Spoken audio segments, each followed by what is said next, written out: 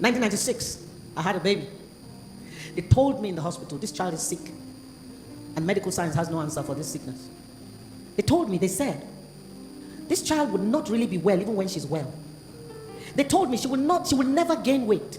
She will not keep up with her age mates in school. She will spend all her time in the hospital. They told me, she was born in the US. They said, bring her back every year. We have to measure her rate of deterioration. Because from here, she's going to deteriorate. You know, there are some things that slap you, forget that you are the woman of God. I did not remember that I'm the anointed woman of God. I started wailing in the people's office. Yay! Oh my God! Jesus! I was crying! And I left that hospital, that doctor's clinic, it was a pediatrician's clinic. I left and I went back to the house lamenting. I was crying and I was very scared.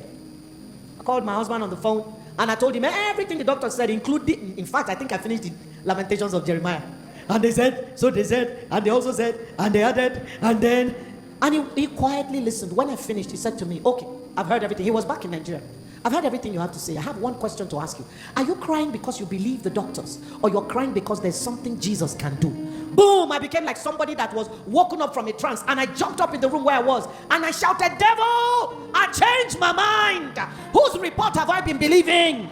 I refuse to believe your report anymore. I choose to believe the report of the Lord. What does the report of the Lord say? What does the promise of God say? Children are blessing from the Lord, and the blessings of the Lord, they make rich and they had no sorrow. So I said, devil, I changed my mind.